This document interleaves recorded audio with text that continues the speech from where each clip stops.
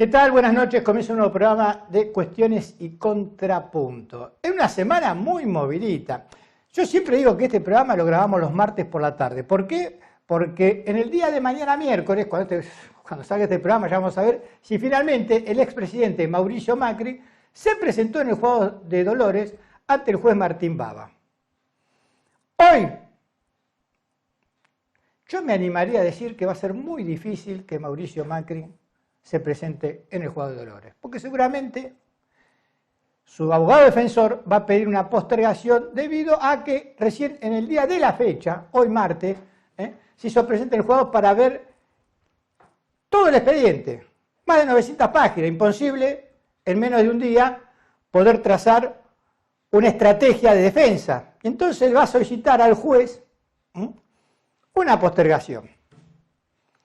¿Que el abogado podía haberse encontrado con el expediente antes? Esto también es cierto. Porque acá lo que está especulando Mauricio Macri es ver de qué manera puede ganar unos días y ver cómo puede sacarle esta causa al juez Martín Bava. Nosotros lo dijimos hace ya casi un año.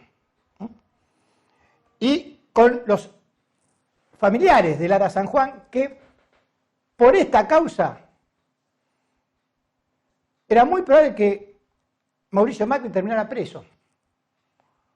¿Por qué? Porque está comprobado que el espionaje que realizaron los familiares iba directamente ese resultado a Mauricio Macri. Si él lo ordenó o no, no se puede saber, pero sí se sabe que él recibió los informes de ese espionaje, porque directamente iban a la Casa Rosada. Los agentes de información iban a la Casa Rosada y directamente a la secretaría personal de Mauricio Macri. Así que bueno, vamos a ver, eso por un lado. Pero lo más importante de la semana se dio el domingo y el lunes, con dos marchas impresionantes y con distintas características. Una organizada hace tiempo, la CGT, a las 48 horas, ¿no es cierto?, de la derrota de las PASO, planteó una movilización para el día 18, festejando el 17, aduciendo que era el Día de la Madre. Bueno, en realidad, lo real es que el poder de movilización de la CGT se da en un día laborable. No van a buscar a los muchachos casa por casa. Pero más allá de eso, fue impresionante la cantidad de gente que hubo el lunes en las calles del centro porteño. Y después sí, se fue sumando algunas organizaciones sociales que engrosaron ese volumen. Hacía rato que no se veía semejante manifestación. La del domingo, en cambio, fue más espontánea. No digo que sea mejor que una que la otra, las dos son válidas, ¿eh? Las dos son válidas, ¿eh? Yo creo en la organización de las cosas. Ahora, cuando aquel hombre o mujer del peronismo vio que el 17 no se hacía nada, comenzó por redes sociales a decir, yo voy a la plaza el 17. Yo voy a la plaza el 17. Y después comenzaron a sumarse algunas organizaciones o diciendo, bueno, del gobierno está bien, convocamos a las plazas del país. Y en realidad, en las redes sociales, lo que decía, vamos a la Plaza de Mayo, el que pueda, no ir a la plaza de la esquina de su casa. Vamos a la plaza donde surgió el movimiento nacional justicialista y donde también surgió en Argentina, aquel 25 de mayo de 1810. La plaza histórica. La plaza que marcó en realidad la historia de nuestra patria. Y también la plaza donde ocurrió el 16 de junio de 1955 el atentado más grande de la historia argentina. Que no fue el de Lamia, que también fue un atentado terrible. El atentado más grande de la historia argentina fue el 16 de junio de 1955, cuando los aviones bombardearon la Plaza de Mayo y mataron un sinnúmero de gente, que hasta el día de hoy nunca se va a saber a ciencia cierta cuánta gente murió ese día. Inocentes. Es el único caso en la historia mundial que la aviación de un país bombardea a su propia gente. Y esto lamentablemente está ocultado, o no se estudia como se debe estudiar en los libros de la historia. Después se llamaron Revolución Libertadora. Después con el tiempo se volvieron en los republicanos. ¿Y qué es lo que destacaron algunos medios de esa marcha de este domingo 17 de octubre? Dos personas, un hombre y una mujer, que subieron a el monumento que hay en la Plaza de Mayo, el escalinata donde está el monumento a Manuel Belgrano, y que había un memorial con piedras por los muertos del COVID y con fotos y leyendas. Todo el mundo criticó el accionar de esas dos personas, tanto del gobierno como de la oposición. Yo no voy a defender esas dos personas, pero voy a decir una cosa. Primera cuestión, aquellos que fueron y pusieron una piedra ahí en memoria de unas víctimas tienen todo el derecho a creer, como creen, que sus muertos fueron por culpa de este gobierno y no por una pandemia. Y está bien si ellos creen que el culpable es el gobierno. Ahora, esas piedras no representan a los más de 100.000 muertos que hubo en la Argentina. Porque mucha gente perdió amigos, familiares, y no le echó la culpa al gobierno, sino a la pandemia. Entonces eso representa una idea o una forma de pensar qué es lo que nos pasó. Y eso no es criticable. Ahora, poner en ese memorial insultos a Cristina, al gobierno, ya eso es política, eso no es honrar a los que se fueron. Eso es tener una posición política. Y cada uno es dueño de tener la posición política que quiera. Pero no nos vengan aquellos que se mostran muy indignados en los medios de comunicación a decir que están pisoteando las piedras de nuestros muertos. Es una cuestión política. Yo la verdad que no estoy de acuerdo con lo que hicieron esos dos hombres. Ese hombre y esa mujer en realidad. Ahora, de ahí a decir que fue una barbaridad, que pisotearon las piedras, ¿y cómo quieren que lleguen a arrancar? Porque no quitaron las piedras, ¿eh? Arrancaron en ese monumento a Manuel Belgrano que se transformó en un memorial, arrancaron las consignas y las barbaridades que decían algunas de esas consignas en contra de Cristina y en contra de Alberto Fernández. Que también es una manera de pensar. Así como están aquellos que tienen derecho a creer que esos muertos fueron por culpa del gobierno, están los otros que tienen derecho a creer que esos muertos no fueron por culpa del gobierno. Eso es una discusión política. Entonces no nos vengan a correr con la cuestión de la moral, de la ética, de lo que se puede hacer. ¿Saben por qué? Porque lamentablemente algunos de esos muertos también fueron producto de las marchas que se realizaron el año pasado en contra de la cuarentena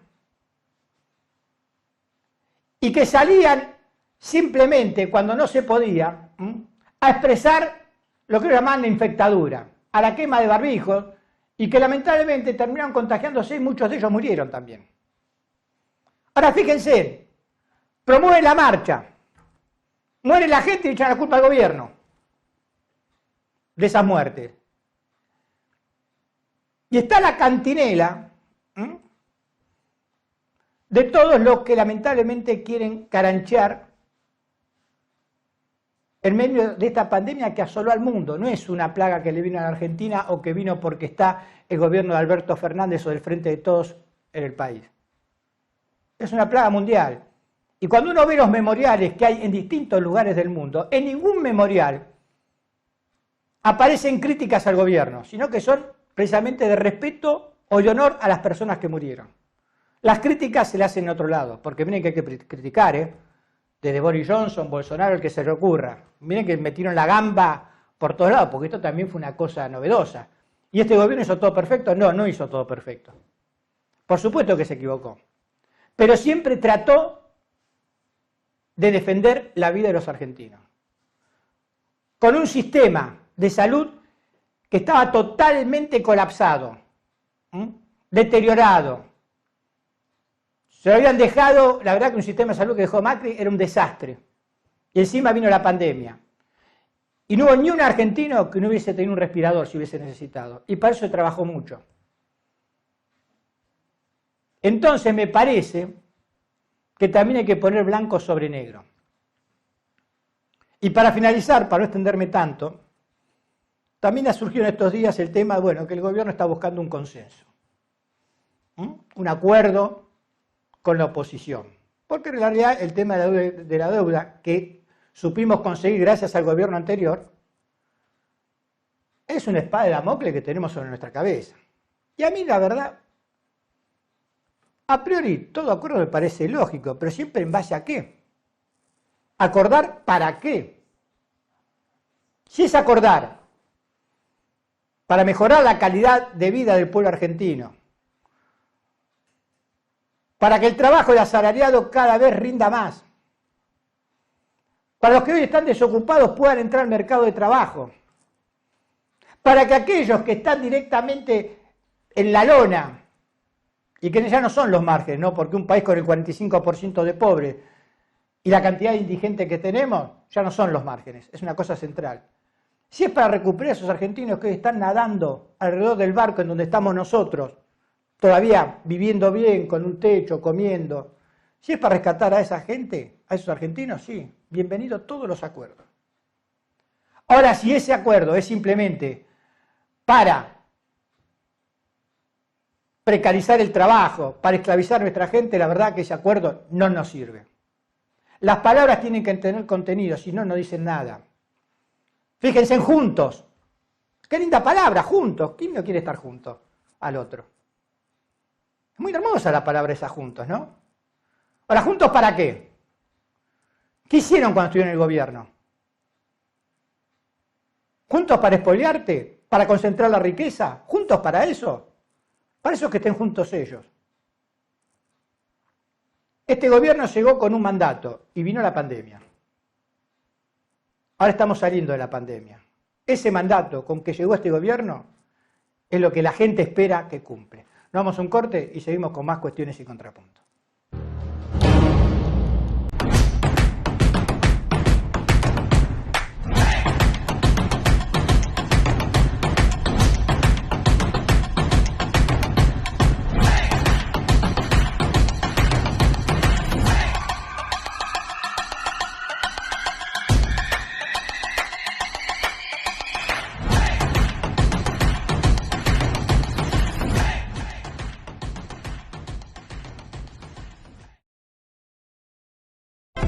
Sindicato de Trabajadores Municipales de 3 de febrero.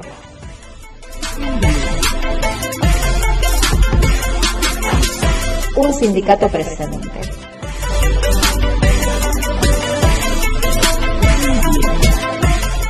Ariel Colia, secretario general. En Morón avanza el plan de repavimentación y bacheo, con renovación de calzadas, cordones y luminarias. Así mejoramos la circulación, la seguridad y la calidad de vida de los vecinos y vecinas. Municipio de Morón. Corazón del Oeste.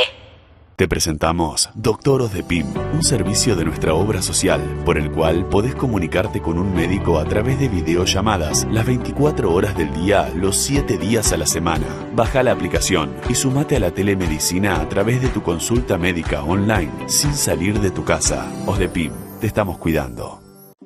Defensoría de la Provincia de Buenos Aires. Defendemos tus derechos. Seguinos en nuestras redes sociales y entérate de todas las actividades legislativas. Honorable Cámara de Diputados de la Provincia de Buenos Aires.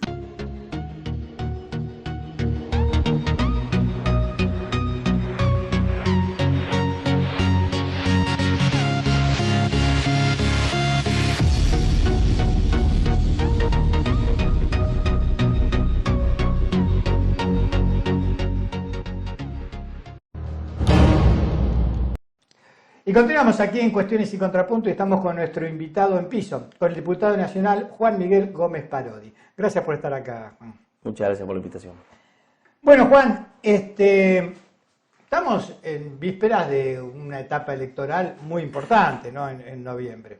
Y el peronismo viene de una derrota, pero las últimas encuestas, en la provincia de Buenos Aires al menos, marcan una paridad, está a menos de un punto, como que se están, no sé si cambiando el voto de la gente, pero sí recuperando el voto de la gente que no fue a votar. ¿Vos cómo lo estás viviendo?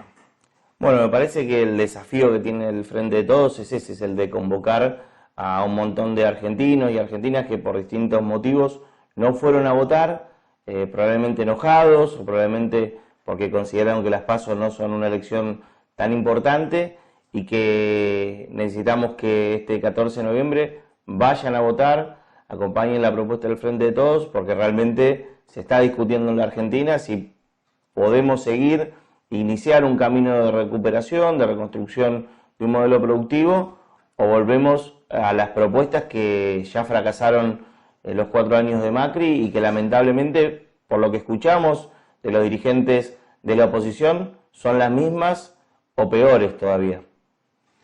Sí, lo bueno que trajo esto es que, digamos, lo que hoy es la oposición está blanqueando, digamos, cuál es su rumbo, ¿no? Como que están embalantonados, entonces dicen cosas que antes no se atrevían a decir.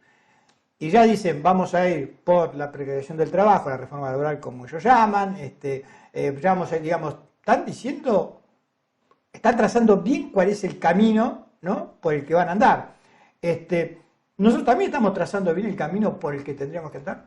Y seguramente hay muchas cosas para mejorar en ese camino, ¿no? Pero me parece que el camino que plantea el Frente de Todos es un camino que, a pesar de los errores, está mostrando que la Argentina puede volver a generar empleo, puede volver a producir, puede volver a distribuir los recursos que genera, y que lo que no puede hacer es ir en el rumbo del endeudamiento, en el rumbo de la especulación financiera y en el rumbo de perder derechos, porque de alguna manera lo que está planteando Juntos por el Cambio, Cambiemos, van cambiando el nombre en cada elección para tratar de confundir a nuestra gente. Lo que están planteando es quitarnos derechos a los que trabajamos, ¿no?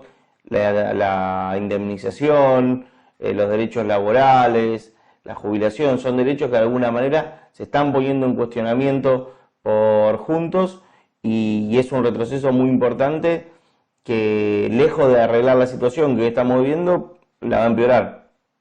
Sí, me parece que sí. Ahora, también me parece que lo que está en discusión es cuál es el rol que tiene que tener el Estado en esta reactivación que tiene que darse en la economía argentina. A mí me parece que el Estado tiene que tener un rol clave en apoyar a los que trabajan y en apoyar a los que producen, ¿no? Muchas veces escuchamos que el Estado es bobo, el Estado que no funciona. Bueno, en los 4 años de gobierno macrista, el Estado, el único rol que tuvo fue el de financiar la fuga de capitales, que la Argentina se endeudara y que esos recursos se fueran al exterior. Me parece que nosotros tenemos que tener un Estado que apoye a las pymes, que apoye a las cooperativas, que defienda a los trabajadores, y que la Argentina inicie un camino y un modelo de país donde se valore la producción y donde se valore el esfuerzo también de los argentinos, que es todo lo contrario a lo que nos está proponiendo Juntos. Vos fijate 2 datos, ¿no? Una, somos la economía número 40 del mundo, sin embargo, en los Pandora aparecemos como el tercer país en la cantidad de cuentas offshore que apareció en la caja de Pandora. Eso por un lado. Y por otro lado, somos un país que producimos casi 500 millones para alimentar a 500 millones de personas, ¿no es cierto?, de alimentos, y sin embargo tenemos un 45% de pobres. O sea, qué asimetría, ¿no? Un país tan rico con tantos pobres, y con la plata que acá se necesita fugada en el exterior. Y se habla mucho en la Argentina de la pobreza, pero se habla poco de la riqueza, ¿no? Se habla poco de cómo se amasaron esas fortunas, de cómo esas fortunas depositan sus recursos en el exterior, y se le pide mucho a los sectores populares, a los trabajadores. Si nosotros vemos los medios de comunicación en estos días, pareciera que los problemas de la Argentina tienen que ver con las personas que cobran un programa social o con los trabajadores que quieren seguir teniendo derecho a tener una indemnización y a defender sus derechos laborales, y no con ese sector de la población y con ese sector de la clase dirigente que utiliza los recursos que se generan en Argentina no para seguir invirtiendo, para seguir fortaleciendo el aparato productivo de la Argentina, sino para guardarlo en paraísos fiscales.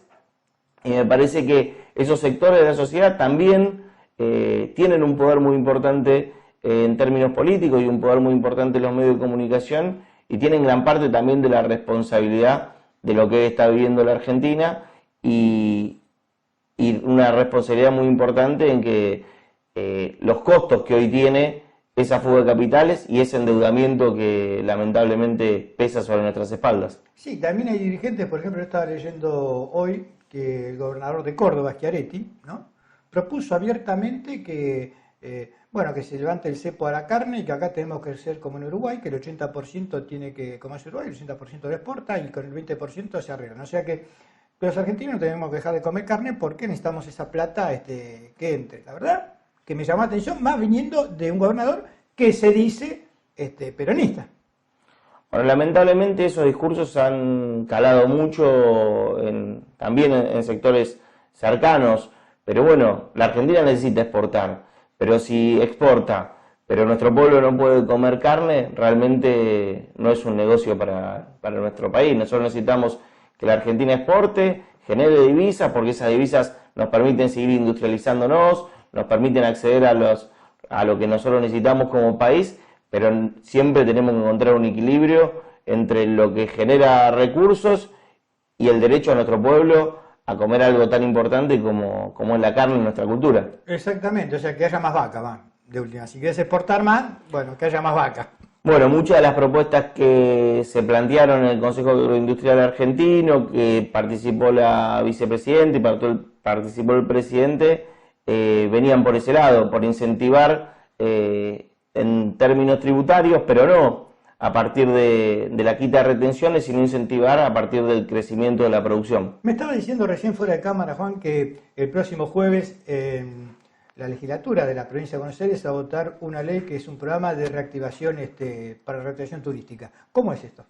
Bueno, es un proyecto que envía el Poder Ejecutivo de la provincia, Axel Kicillof, un programa de reactivación turística que tiene que ver con eximir del pago de impuestos de inmobiliario a todas las empresas turísticas de la provincia, alojamientos, camping, hoteles, de alguna manera para contrarrestar la situación de crisis que vivió el sector a partir de lo que fue la pandemia, que por suerte hoy se empieza a reactivar. Bueno, fue muy bueno el fin de semana largo de octubre, que tuvo un movimiento turístico récord en toda la Argentina, pero en particular en nuestra provincia, que empuja y es el motor turístico de nuestro país. Y el gobierno de Axel Kicillof lo que plantea es esta exhibición del pago del inmobiliario para poder hacer un acompañamiento que representa casi 500 millones de pesos, un acompañamiento a esos sectores que la pasaron tan mal y que tuvieron tantas pérdidas, ¿no? ¿Están todos de acuerdo en votar esta ley? Entiendo que sí, lo que se viene trabajando en estos días es llegar a un consenso, que se acompañe, porque bueno, es difícil que alguien se oponga a una medida que tiene como finalidad poder darle un alivio a sectores que la pasaron pésimo durante estos últimos 2 años. Sin embargo, cuando el gobernador hace unos días, precisamente para una ayuda a este sector, planteó el financiar, ¿no es cierto? No el financiar, sino directamente el poder darle a los chicos que terminan en el secundario su viaje de egresado, ¿no? 30.000 pesos a cada uno, que no es darle la plata a los chicos, sino que vayan a esos lugares de vacaciones dentro de la provincia de Buenos Aires, que es otra forma de reactivar. Surgieron voces en contra de eso, porque parece ser que está bien, digamos, ¿no es cierto?, que el Estado, con el previaje, que me parece perfecto, pueda subsidiar el 50% en los destinos caros, ¿no? Pero no pueda subsidiar a los jóvenes de la provincia de Buenos Aires, adentro de la provincia de Buenos Aires, poder vacacionar y hacer sus viajes de egresado. Bueno, es evidente, Carlos, que se usó como una medida política para intentar delegitimar al gobierno en una iniciativa que lo que intentaba era, por un lado, ayudar a esos pibes que por ahí no pudieron ir de viaje egresado por la situación económica, pero que también tiene como objetivo reactivar la actividad turística en la provincia. Me parece que de la oposición rápidamente se salió a cuestionar por esto que charlábamos antes, ¿no? Que pareciera que los problemas que se viven en la Argentina son por esos pibes que no tienen la posibilidad o los recursos económicos para hacer un viaje egresado, sino por los que nos endeudaron en 45.000 millones de dólares con el Fondo Monetario Internacional. Entonces, pareciera que siempre se ataca a los más débiles. En este caso, jóvenes que hoy pueden hacer ese viaje a partir de un esfuerzo del gobierno provincial y que al mismo tiempo se reactiva la actividad turística y eso genera empleo, genera consumo y pone en movimiento el motor de la economía. La provincia de Buenos Aires también puede hacer esto porque se ha reactivado la economía también. Y la provincia de Buenos Aires está recibiendo precisamente más ingresos por esa economía reactivada y está bien que los vuelque también a seguir reactivando, por ejemplo, en este caso, la región turística y en los meses que son, digamos, de marzo, abril, mayo, que son meses donde la gente no se va de turismo, digamos. Este gobierno siempre defendió la posibilidad de que los argentinos veranen en la Argentina, pero también de que los recursos del Estado se utilicen para reactivar la economía. En otros momentos de la historia argentina, los recursos del Estado se utilizaron para financiar la fuga de capitales, para financiar la deuda, para financiar a 3 o 4 grupos económicos que vieron cómo crecía su patrimonio mientras los argentinos nos empobrecíamos. Hoy, la decisión política del Frente de Todos, la visión que tiene el Frente de Todos sobre la economía, es que los recursos del Estado sean utilizados para mejorar la calidad de vida de nuestro pueblo y que podamos de esa manera reactivar la economía, reactivar la industria, reactivar el turismo y reactivar la producción.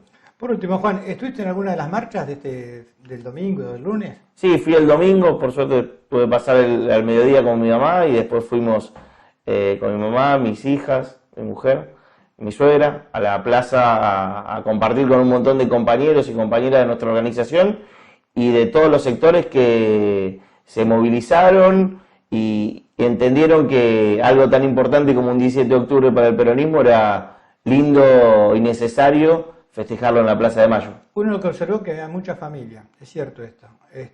Y en tu caso, bueno, fuiste por una organización, pero muchas familias sueltas también, que compañeros que tengan ganas de estar en la Plaza de Mayo. Esto no tiene nada que ver con que lo del lunes no fue importante, porque la verdad que lo que hizo el movimiento obrero, la movilización del lunes fue impresionante. Y yo acá siempre dije, me parecía que era un error que el movimiento obrero no estuviese dentro del gobierno. Digo, en lugares concretos y formales, porque me parece que el peronismo se destaca del resto de los partidos políticos, porque precisamente es un movimiento, y que cuenta con el movimiento obrero organizado. Entonces, no se puede regalar eso, dejarlo por afuera. Y creo que tiene que ser parte también de la discusión y de lo que se discute en esta alianza que hoy gobierna, y que me parece que es fundamental que los trabajadores organizados estén en esa mesa de discusión. Yo comparto 100%, me parece que fueron dos plazas que muestran la heterogeneidad y la vitalidad que tiene el peronismo, ¿no? El domingo se vio esa convocatoria y el lunes con una masividad también muy importante, organizada por el movimiento obrero, con un mensaje muy claro sobre algunas de las cuestiones que veníamos discutiendo hoy y que me parece que muestran que el movimiento peronista tiene una columna vertebral, que es el movimiento obrero organizado, y que va a defender muy fuerte si se intenta ir por sus derechos, ¿no? Que cuando se intente ir por arrebatarle los derechos que tanto le ha costado al pueblo trabajador argentino conquistar, se van a encontrar con un movimiento obrero firme, organizado y con voluntad para defenderlos. Juan, gracias por haber estado por acá. Muchas gracias, Carlos. Y pasó por las cámaras de cuestiones y contrapunto el diputado provincial Juan Miguel Gómez Parodi. Nos vamos a un corte y seguimos con el programa. Sumate a la telemedicina a través de tu consulta médica online. OSDEPIM, te estamos cuidando. Seguinos en nuestras redes sociales y entérate de todas las actividades legislativas. Honorable Cámara de Diputados de la Provincia de Buenos Aires.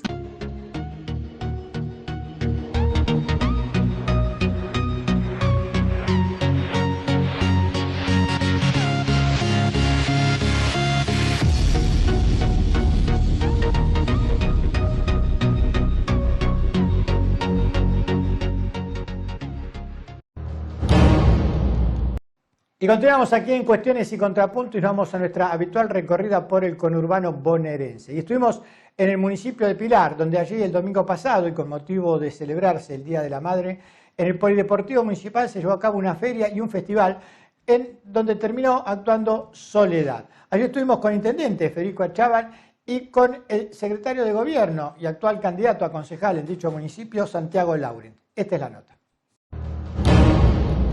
Primero, desearle un muy feliz día a todas nuestras madres. La verdad que las queríamos agasajar, teníamos ganas de que la familia se pueda reunir y para nosotros fue un lujo hoy tener la posibilidad también de tenerla a la Sole cantando para todas las familias de Pilar, especialmente por supuesto para nuestras madres. Y una vez más vivimos una muy linda jornada, que tuvimos la oportunidad de tener artistas locales que pudieron estar en el escenario y también con la posibilidad de los chicos de los últimos años en los puestos, un poco tratando de volver a generar ese vínculo entre la juventud, la familia. Y para nosotros era muy importante hacer un reconocimiento para nuestras madres, que siempre son sostén de hogar, que la verdad sostienen muchas de nuestras instituciones, sostienen a nuestra comunidad en definitiva, que inculcan valores que tienen que ver con la unidad de todo nuestro pueblo y por eso para nosotros era tan importante reconocerlas hoy. Tuvimos también la oportunidad de tener el espacio de mujeres al frente, muchas mujeres de merenderos y comedores que estuvieron trabajando para poder hacer unos kimonos, para hacer unos desayunos que se entregaron gratuitamente, que generaron también una oportunidad de tener ingresos extras para ellas. En definitiva, fue una muy linda jornada que tuvimos entre todos y todas la posibilidad de compartir. Y la verdad muy contentos hoy en otra jornada donde pudimos recuperar este espacio público para todas las familias pilarenses, en este caso celebrar con las madres, con nuestras madres de Pilar en su día, con show musical y también acompañado de los jóvenes, de los secundarios que también llevaron adelante sus puestos. Así que una jornada muy linda que cierra estas semanas de celebraciones tan importantes para todos los pilarenses y esta alegría de volver a recuperar este espacio, volver a recuperar el encuentro, volver a recuperar oportunidades de encontrarnos y entretenernos en comunidad. Y también la alegría de ver familias que se acercaron a compartir durante todo el día, a compartir los shows.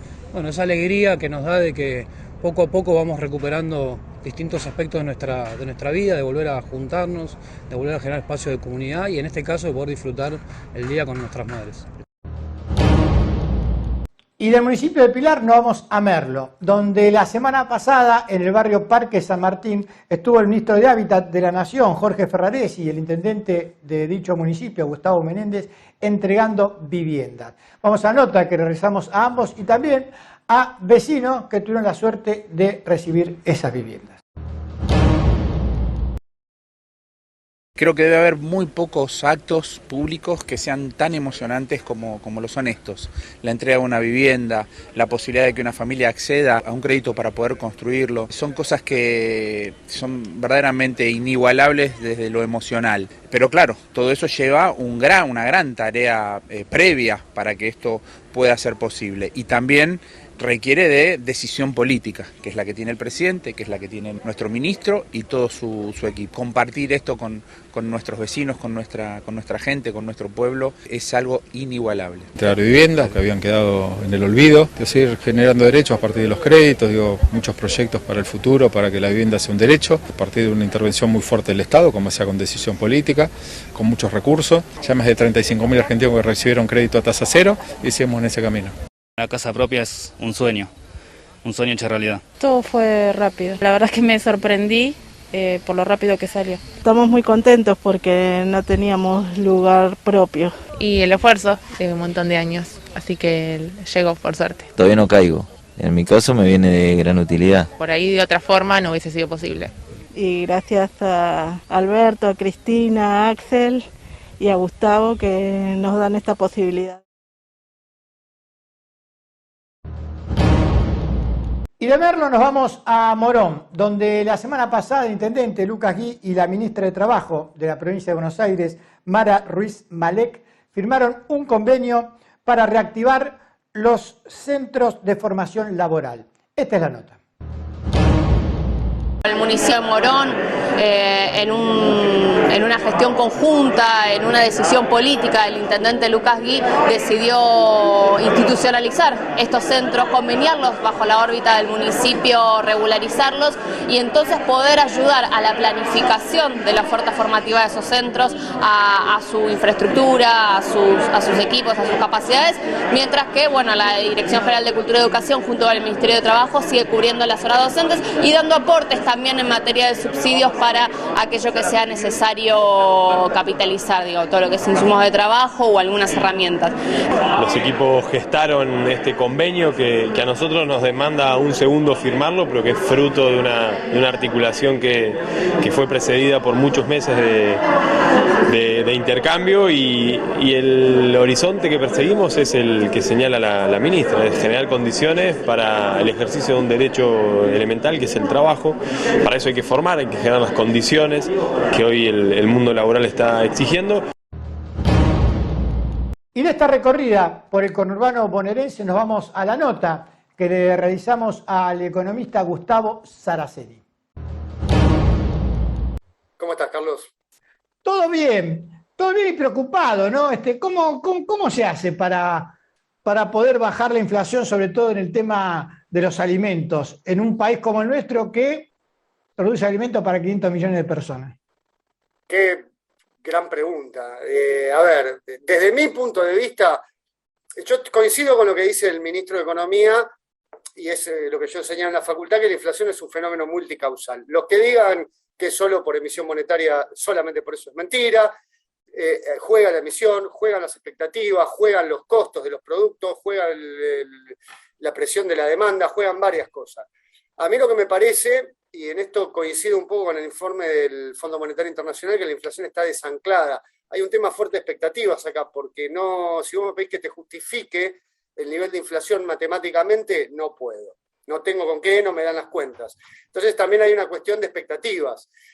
Y hay una explicación que esbozó el gobierno, que no me consta, pero que tiene algún sentido, cruzando algunos datos, que es que ni bien con el fracaso de las PASO y la decisión del gobierno de soltar dinero a la calle, muchas empresas, sobre todo las de consumo masivo y de primera necesidad, aumentaron precios sin aumentar el volumen producido, con lo cual, ganarían más plata produciendo lo mismo. O sea, fueron a buscar esa inyección de dinero que hacía el gobierno para que termine en sus bolsillos.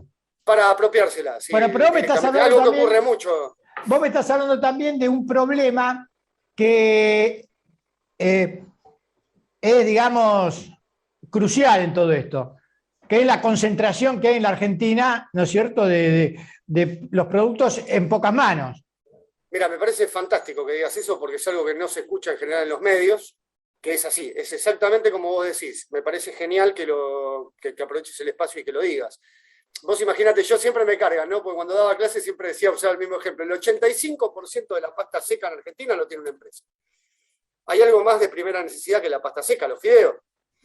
¿Hay algo más, inelástico en su demanda que los fideos? No, bueno, el 85% del mercado nacional lo tiene una sola empresa. Entonces, esa gente tiene la capacidad de formar precio, digamos. Y en los lácteos ocurre lo mismo. En los lácteos ocurre lo mismo, en los enlatados ocurre lo mismo. El 70 y pico % del mercado de enlatados es de una sola empresa. Y así en cada rubro que vamos. Es increíble. Es increíble. Y aparte fíjate, también... Perdón que te interrumpa, pero sí, muy interesante el tema que tocaste. Entonces, vos sabés que yo he tenido discusiones incluso con profesores míos de la facultad que me decían que la concentración en determinado mercado no explica el aumento de los precios porque, por ejemplo, la marca líder de autos en tal país no fija los precios. Pero el tema es la elasticidad, el nivel de necesidad de ese producto. No hablamos de auto, hablamos de alimentos.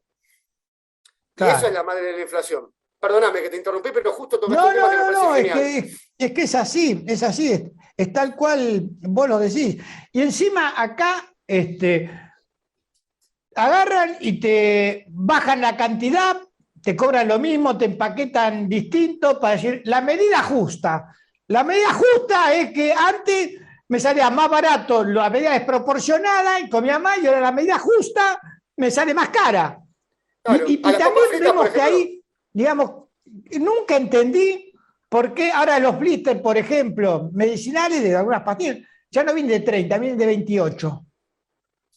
A ver, explícamela. O, por ejemplo, que alguien me explique que por qué si tengo que hacer un tratamiento para 10 días, para 7 días generalmente, vienen para 5 días. O sea, de comprar 2 para 10 y tirar los 3 restantes.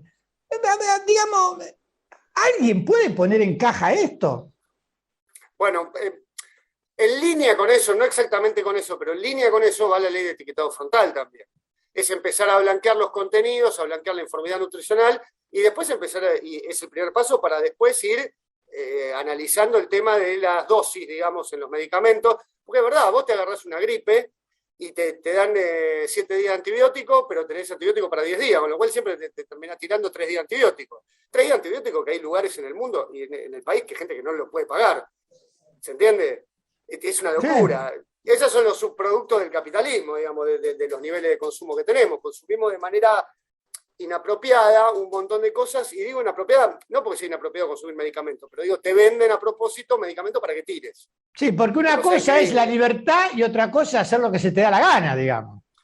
Pero eso por un lado. Lo que pasa es que, a ver, cuando entramos en este tipo de discusiones, ahora está de moda que te tilden de zurdo rápidamente. Yo estoy muy lejos de eso. Pero, a ver, yo me considero súper capitalista y soy un crítico del capitalismo en esos términos. Digo, el capitalismo puede ser mejor.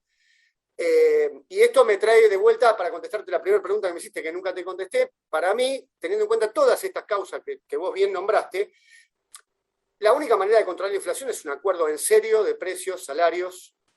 Lo que pasa es que también para eso tenés que tener un nivel de espalda política, un nivel de poder político. Y acá eso está muy dividido, esa es tu área, no te voy a explicar a vos que para que 3 partidos mayoritarios se pongan de acuerdo, dentro de una alianza no lo pueden hacer, ¿cómo van a sentarse a hablar con el empresariado? ¿Viste?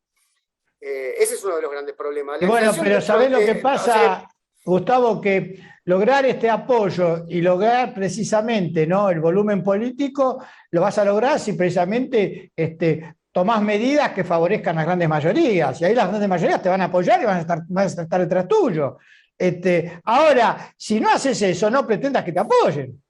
No, estamos de acuerdo. Lo que pasa es que cuando haces eso, con lo cual yo estoy de acuerdo en tu pensamiento, automáticamente te tildan de populista. Bueno, a ver, en este mundo tan esquemático de un binarismo ya absurdo, al Papa le dicen comunista, porque plantea una cuestión social que la Iglesia viene planteando desde hace, mirá, de León XIII, al fin del siglo XIX, viene planteando la Iglesia esto, y ahora lo acusan de comunista a Francisco, porque tiene 2 dedos de frente para decir así como vamos, no va esto. Es que, bueno, y estamos... Lo peor de todo eso que está pasando en el mundo lo estamos sufriendo acá. Imagínate que, volviendo al tema que decías vos, o que estábamos hablando recién, de que las empresas prefieren subir los precios y vender la misma cantidad, estaba viendo hoy los datos de INDEC de capacidad instalada ociosa, que es para corroborar este razonamiento, está en el 65%, o sea, el 35% de la capacidad industrial no está funcionando. Entonces, en vez de expandir un 35% de la producción, aumentan los precios.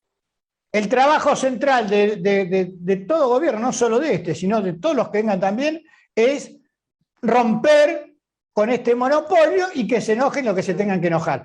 Con este monopolio que está en todos los órdenes de nuestra vida, ¿no?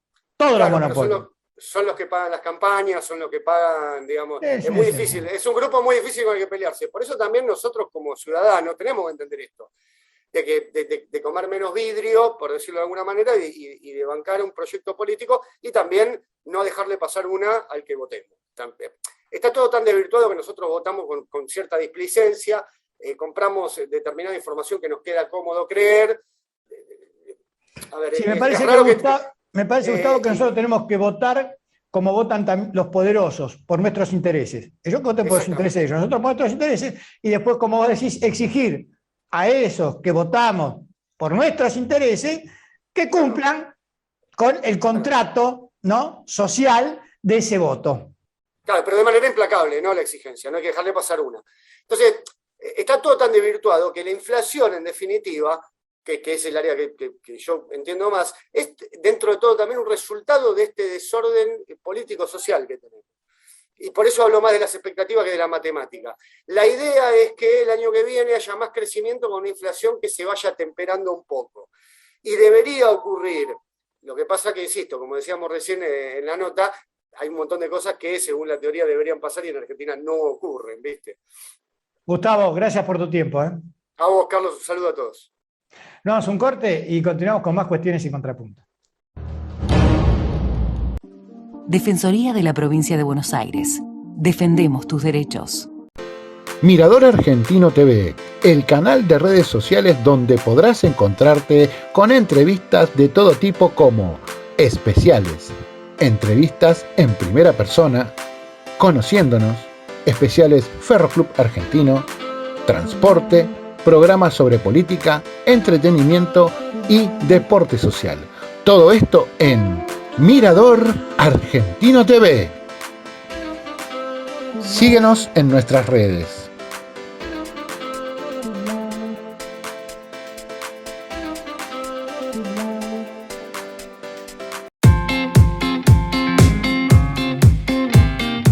Mirador Argentino TV cumple un año y lo festeja junto a vos.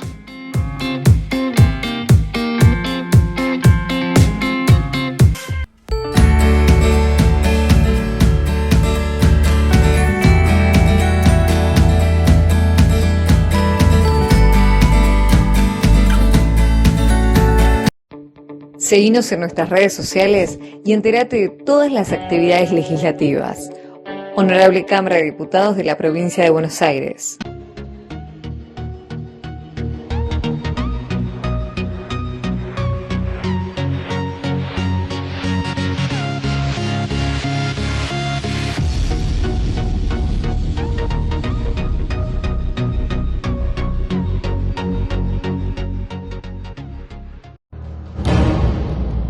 Último segmento del programa.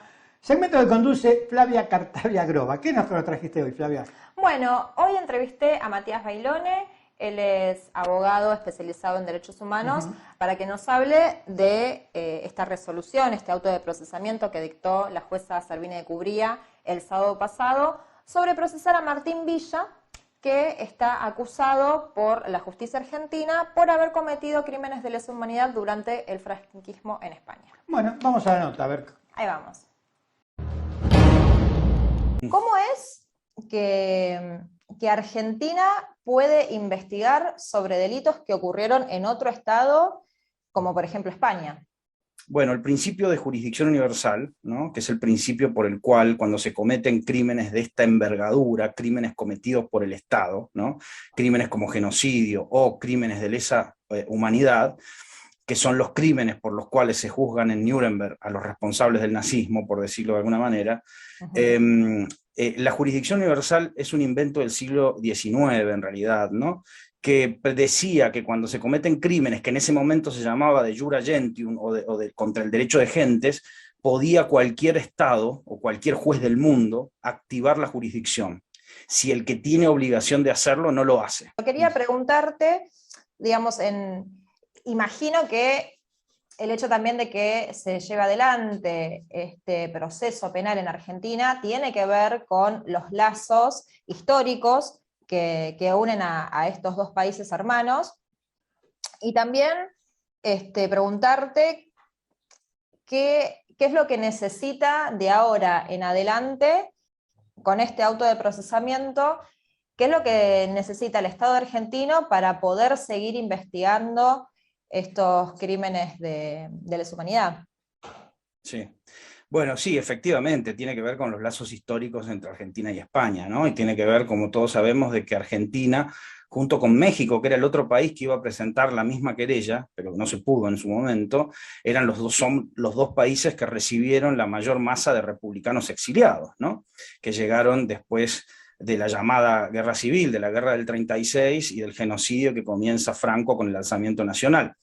Pero también tiene que ver no solo con los lazos históricos, está muy bien que lo hayas remarcado a esto, pero no únicamente con eso, sino también con el avance que Argentina tenía en el año 2010 con el juzgamiento de su propio genocidio. ¿Bien? Entonces eso también es un reconocimiento de la comunidad internacional de derechos humanos, de las comunidades de activistas de derechos humanos a nivel internacional, de que Argentina estaba cumpliendo con su propia deuda, ¿no?, recuperando soberanía jurisdiccional al juzgar con sus propios jueces y con su propio código penal y con su propio código de procedimientos, lo que ya sabemos que fue el genocidio argentino desde el año 76 en adelante. Entonces, como nosotros estábamos muy avanzados en ese juzgamiento, como todos sabemos, también era un poco mirar para afuera y devolver un poco el favor por los vínculos. Pero además también tiene que ver con que muchos de los abogados que comenzamos esta querella, especialmente los abogados más grandes, por supuesto, como Beinus Smukler o como el propio Tute Baygun, David Baygun, que lamentablemente falleció, fueron educados por republicanos, por penalistas republicanos, como Jiménez de Azúa, como Manuel de Rivacova, y principalmente el que fue motor de esta querella, que fue el profesor Zaffaroni, ¿no? El que fue magistrado de la Corte Suprema, Eugenio Raúl Zaffaroni, que fue discípulo de Manuel de Rivacova, y también de Jiménez de Azúa. También tenés un libro escrito, ¿no?, con Zaffaroni respecto de este tema mismo, de la querella argentina contra los crímenes del franquismo. Justo ha salido el libro ahora, no sé si se alcanza a ver, que sacamos con Zaffaroni, que es un libro que compila mucha de la información y muchos de los artículos académicos que se han publicado y que se han escrito específicamente para este libro, para explicar qué es la jurisdicción universal en este juicio particular, ¿no?